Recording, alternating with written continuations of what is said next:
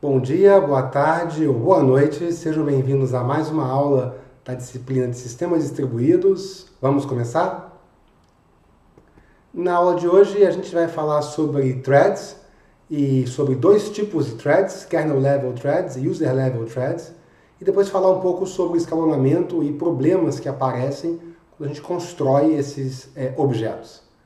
Então vamos começar com um exemplo de motivação, pensando num servidor web que cria um novo processo para atender cada cliente que chega ao servidor, requisitando uma página. E o comentário aqui é que esse procedimento, esse servidor, seria muito ineficiente, porque ele está criando um novo processo para atender cada cliente que chega. E a razão para isso é a seguinte: esses processos que ele está criando, eles fazem parte da mesma computação. Eles têm que ler, uma página do disco e enviar isso para o cliente.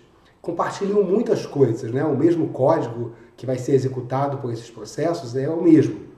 Então eles compartilham o espaço, eles têm o mesmo código e o mesmo espaço de endereçamento. Okay? Então é ineficiente em duas questões: é ineficiente em termos de espaço, porque cada processo vai construir um espaço de endereçamento, vai ter um PCB, vai ter as tabelas de paginação dentro do sistema operacional, e eles estão fazendo basicamente a mesma coisa. E é ineficiente também em termos de tempo, porque eu vou precisar criar e manter, gerenciar esses processos ao longo da execução deles.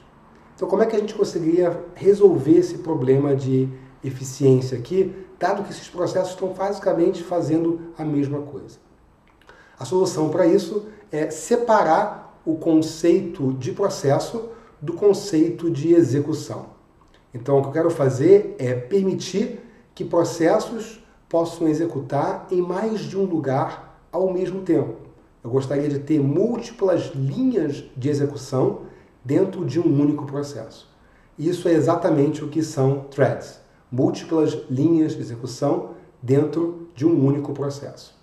Então, repara que essas linhas de execução, cada uma delas vai ter um estado que diz respeito à execução. Por exemplo, um contador de programa que indica que instrução está sendo executada, os registradores, as pilhas, vão estar associadas à linha de execução. Mas isso tudo vai ser muito mais leve que o estado de um processo, porque as threads elas vão compartilhar tudo aquilo que diz respeito ao processo. Então, repare que eu estou separando o conceito de processo do conceito de linha de execução, de threads. Em particular, todo processo tem pelo menos uma thread, todo processo tem alguma coisa para executar. E toda thread pertence a exatamente um processo. Então, aqui tem uma figura meio que ilustrando isso. As threads vão passar a ser a unidade de escalonamento. A thread é aquilo que eu coloco para executar. E o que é interessante é que essas threads todas, elas estão dentro do mesmo espaço de endereçamento. Elas estão todas amarradas a um único processo. O processo agora passa a ser algo meio que estático, okay? O código, os dados dele. E a thread é que é dinâmica, a thread é que está executando e variando o seu estado ao longo do tempo. E aí cada CPU, ou cada core, cada núcleo, vai poder executar uma thread por vez. Então repara que nesse nosso exemplo aqui, essa caixinha é o espaço de endereçamento desse processo. Esse processo tem 3 threads rodando. Repara que as threads têm um contador de PC, que é a instrução que está sendo executada. Isso está ali em azul, E cada thread está executando uma instrução diferente desse programa. O programa tem um heap, tem as variáveis estáticas, tem o código, E aí, cada thread também tem informação particular dela. Por exemplo, a pilha de execução de cada thread é diferente, porque uma thread pode ter feito algumas chamadas a funções e outra thread fez outras chamadas a funções. As variáveis locais de uma thread também ficam nesse espaço reservado, digamos assim, para a thread. Muito bom. Então, a gente tem que olhar esse diagrama aqui que mostra a evolução do uso de threads em sistemas operacionais. Nós temos aqui um diagrama que ilustra o espaço, o endereçamento e a thread. E lá no começo, os primeiros sistemas operacionais, eles só tinham um espaço de endereçamento e uma linha de execução, uma thread. Não tinha dois, mas a ideia de múltiplos espaços de endereçamento. E aí, as primeiras versões do Unix já tinham essa noção de vários espaços de endereçamento. Um espaço de endereçamento para cada processo. E aí, cada um desses ainda tinha uma única linha de execução. E aí, mais recentemente, você tem esse exemplo de várias threads dentro de um mesmo processo. Então, eu tenho um único espaço de endereçamento. Por exemplo, a máquina virtual Java, ela está toda dentro do mesmo espaço de endereçamento. E lá dentro eu posso ter várias threads. Até a versão mais recente de sistemas operacionais, onde eu tenho múltiplos espaços de endereçamento, ou seja, múltiplos processos, e dentro de cada espaço de endereçamento desse, dentro de cada processo, eu posso ter múltiplas threads. Então, o Linux, o Windows, os sistemas operacionais modernos todos são desse tipo. Muito bom. E é importante lembrar, né, que o espaço de endereçamento, eu estou guardando o código daquele programa e os dados, né, referente àquele programa. Está tudo dentro desse mesmo espaço de endereçamento. Agora, por que a gente vai usar threads, né? Qual é a vantagem disso? A primeira é a facilidade e eficiência de construir algo compartilhado, de ter várias linhas de execução trabalhando, né, para resolver conjuntamente um problema. Também é muito natural o uso de threads em computação paralela, em programação paralela, onde você quer resolver o problema utilizando, né, os recursos que a máquina possui. Então essa ideia de multithreading, ela oferece novas funcionalidades para a programação. Você consegue estruturar melhor o seu programa, dedicando uma thread, uma linha de execução, para cada coisa que o seu programa tem que fazer. Você consegue manusear as atividades concorrentes de maneira muito mais fácil, porque as threads agora podem se comunicar e trabalhar juntas para fazer alguma coisa em paralelo. Você também consegue aproveitar melhor as múltiplas CPUs ou os múltiplos núcleos que tem na sua CPU, porque essas threads poderiam rodar ao mesmo tempo, né, nas diferentes núcleos, computando mais rapidamente aquilo que elas estão fazendo. E por último, eu consigo sobrepor a computação com entrada e saída de maneira muito natural. Eu posso ter uma thread responsável por fazer a entrada e saída do meu processo e outra thread responsável por fazer, digamos, a computação grossa, a pesada desse meu processo. Então, multithreading é um ambiente de programação, uma técnica, né, que tem muitas vantagens. Bom, será que tem alguma desvantagem? E a resposta é claro que tem. Tá? O aumento da complexidade do programa é incrível. Quando você passa a programar com várias threads, isso dificulta muito a construção desse programa. Em particular, essas threads elas têm que ser controladas, porque senão elas podem atropelar, podem atrapalhar, pisar uma em cima da outra. E a gente vai ter que usar mecanismos de sincronização para fazer esse controle, que é o que a gente vai ver na próxima aula. Muito bom. Então vamos ver aqui esse exemplo do servidor web, né? Eu tinha essa ideia de que eu tenho um servidor e cada cliente que chega pedindo uma página, eu criava um processo para atender esse cliente. Isso é um canhão, ok? Para fazer uma coisa muito simples, que é atender um pedido web. Então, uma coisa muito mais elegante é criar uma thread dentro desse meu processo para atender cada cliente. Então, quando um cliente chega, eu crio uma thread que vai ficar responsável em processar os pedidos desse cliente. Então, é muito mais eficiente do ponto de vista computacional e também muito mais elegante, porque está compartilhando o código, compartilhando o que pode ser compartilhado. Muito bom. Então a gente precisa gerenciar essas threads e escalonar essas threads, né? Antes, cada processo tinha exatamente uma thread, então eu colocava um processo em execução porque ele só tinha uma linha de execução. Mas agora não, agora eu posso ter várias linhas de execução dentro do mesmo processo. Então como é que a gente vai lidar com isso? Bom, então tem duas grandes abordagens para gerenciar e construir essa abstração de threads. A primeira delas que são threads que são explicitamente reconhecidas pelo sistema operacional. Elas são implementadas dentro do código do sistema operacional. Então o sistema operacional conhece elas e gerencia elas. A segunda opção são threads escondidas do sistema operacional. Elas só existem a nível de usuário. elas são gerenciadas e construídas por uma biblioteca que fica acoplada ao código do usuário, que vai gerenciar todo, digamos, o trabalho com as threads. E o sistema operacional nem fica sabendo que essas threads existem. Então, é claro que tem aspectos muito importantes relacionados a essas duas opções, ok? A relação de o custo de troca de contexto e o custo de representar uma thread vai depender se você está usando a primeira opção ou a segunda, né? E a questão também de escalonamento, que thread que eu coloco para executar, ok? E como que eu lido com threads que fazem chamadas bloqueantes, né? Elas são bloqueadas. Se eu tenho uma thread escondida do sistema operacional, isso pode ser um problema. A gente vai falar um pouco sobre isso já já. Então, o primeiro tipo é chamado de kernel level threads, ou threads a nível de kernel, e nesse caso, o sistema operacional gerencia as threads e os processos. Tá? As operações de criar uma thread, de sincronizar uma thread, de destruir uma thread, elas são implementadas pelo sistema operacional dentro do kernel. Tá? Esses tipos de threads, kernel level threads, também são chamadas de lightweight processes, LWP, então são sinônimos aqui. Então, a unidade de escalonamento aqui são threads, o sistema operacional passa a reconhecer isso como sendo algo que tem que ser escalonado, então o processo não é mais escalonado, e sim as threads vinculadas aos processos é que passam a ser escalonadas.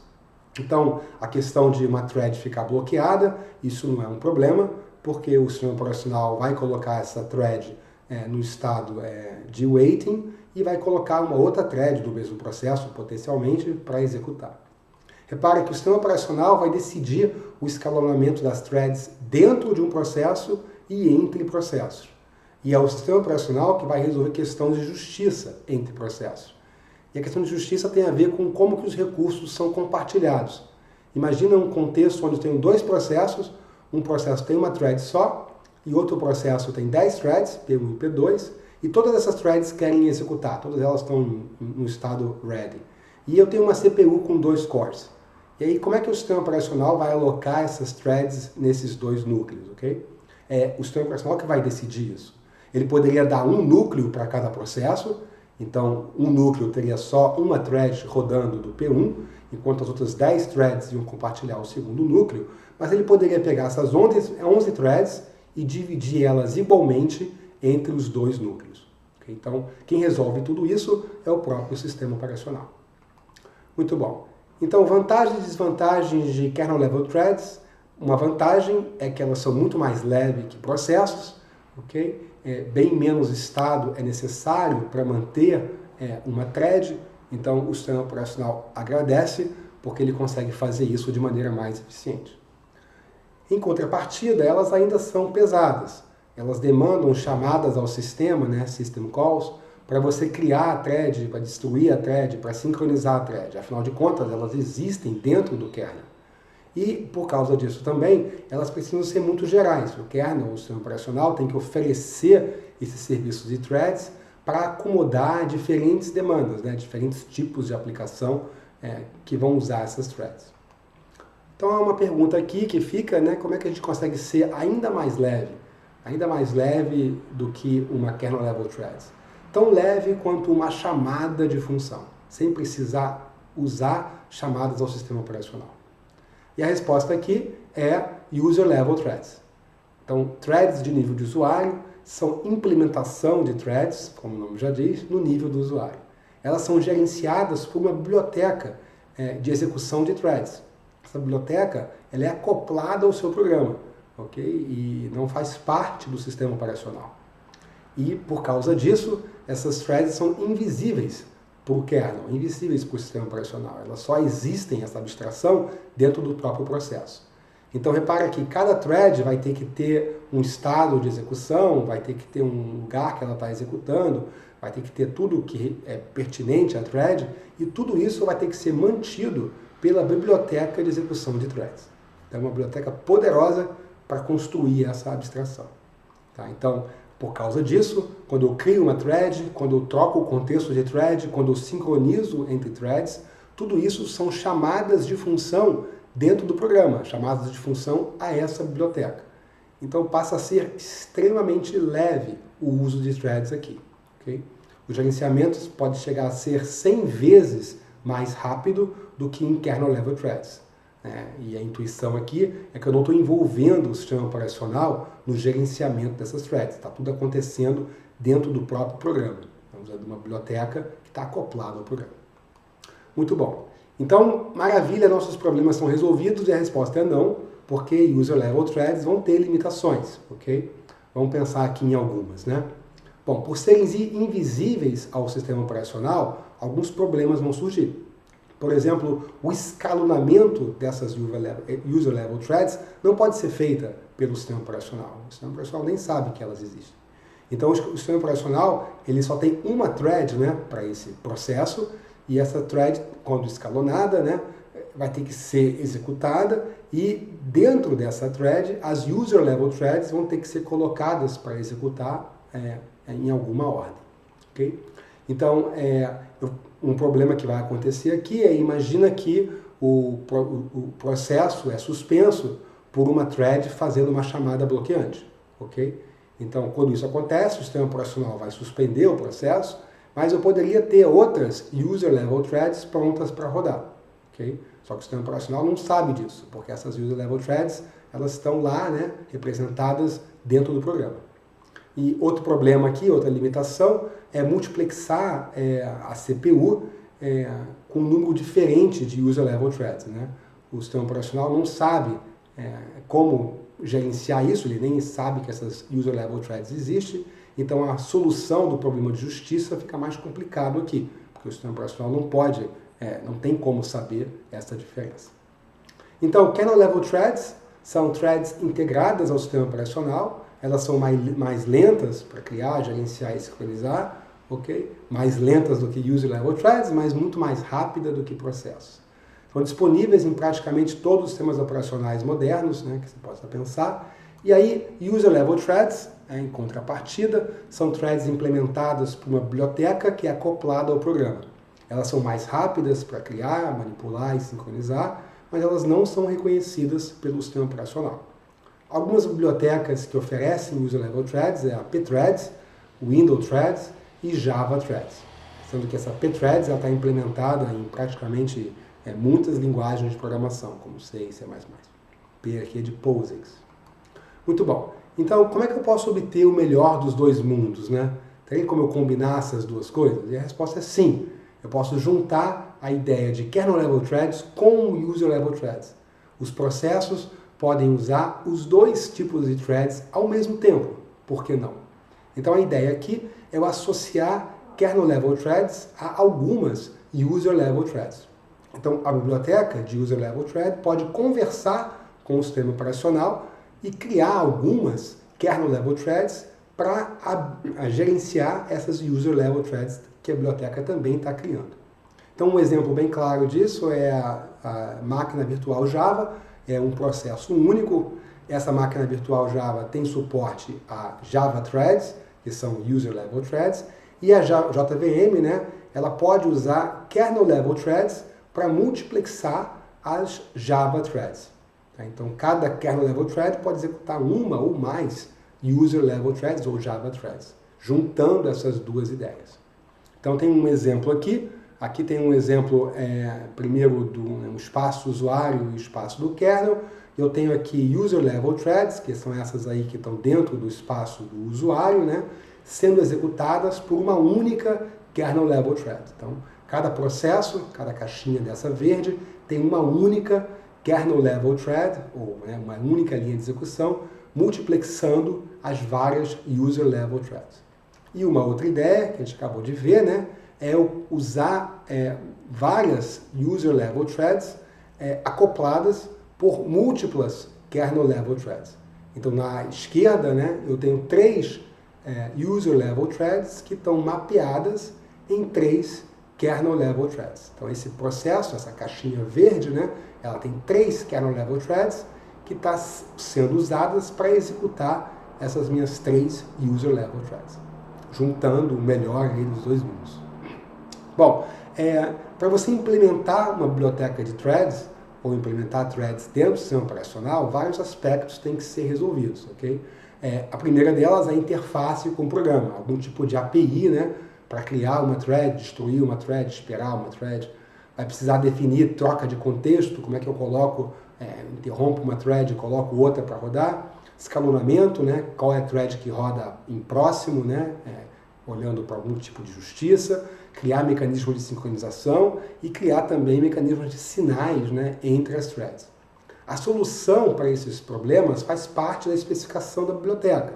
A biblioteca de threads que vai implementar solução para esses problemas aqui. Seja ela a biblioteca de user level ou seja ela parte do kernel, né, parte do sistema operacional. O que é importante notar é que tem diferenças entre bibliotecas ou sistemas operacionais.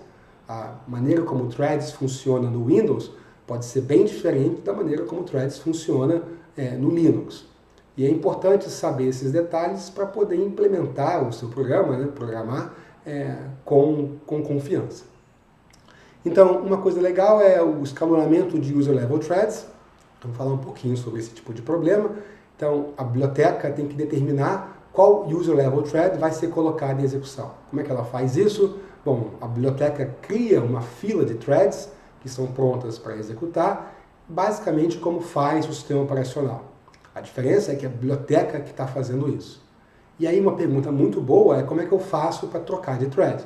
Porque a thread do processo está em execução, dentro da CPU. Como é que a biblioteca vai interromper essa thread? Ela não tem como interromper essa thread, porque a biblioteca faz parte do mesmo código. Okay? Então como é que a gente vai resolver esse problema? Tá? Vamos ver isso aqui agora. Uma forma de fazer é utilizando uma biblioteca de threads que passa o controle de volta à biblioteca de uma maneira não preemptiva. Okay? Então, não preemptiva significa que a thread que está em execução, okay, ela tem que liberar a CPU e devolver controle do programa para a biblioteca, para que a biblioteca possa, então, escalonar, né, uma outra thread. Se a thread não fizer isso, ela pode ficar na CPU para sempre e travar todas as outras user level threads desse processo. Uma segunda maneira é preemptiva, e aí nesse caso, a thread que está em execução ela é interrompida durante a sua execução de maneira assíncrona, e essa interrupção acaba devolvendo o controle à biblioteca de threads. Okay? Mas como é que a gente vai gerar uma preempção, já que nós não estamos no sistema operacional? E a resposta aqui é utilizando sinais. A biblioteca de threads pode solicitar ao sistema operacional para enviar um sinal para esse processo, um alarme, por exemplo, e aí a biblioteca de threads implementa a signal handler que vai processar esse sinal. Então repare então, quando chegar um sinal para esse processo, o fluxo, a execução é desviada para a signal handler e a biblioteca assume o controle da CPU e executa alguma coisa, possivelmente coloca outra thread para executar. Então vamos ver um exemplo dessas duas ideias, ok? Então vamos considerar aqui o escalonamento não preemptivo. Então nesse caso a thread tem que liberar a CPU e ela faz isso com uma chamada específica, por exemplo, thread use. Isso vai forçar a troca de contexto e isso aqui é uma função da biblioteca de user level threads. Então imagina duas threads, a thread ping e a thread pong, e o que elas fazem é ficar no loop infinito, imprimindo ping e dando thread yield. E a thread pong imprime pong e dá thread yield. Okay? E vamos ver agora o escalonamento preemptivo. Então, nesse caso, as threads vão ser interrompidas por um timer, por um alarme, que a própria biblioteca estabelece, por exemplo, um alarme a cada 1 milissegundo, e aí o código dela seria assim: a thread ping fica while true, né, enquanto rodando infinitamente imprimindo ping, e a thread pong roda infinitamente escrevendo pong. E a pergunta é o que vai ser impresso no monitor, né, em cada um desses dois casos. Tá? Então dá uma pensada aí sobre o que vai sair no monitor em cada um desses dois casos. Okay? A gente discute a resposta na nossa aula ao vivo. Muito bom. Então esse é tudo que eu tinha para falar sobre threads.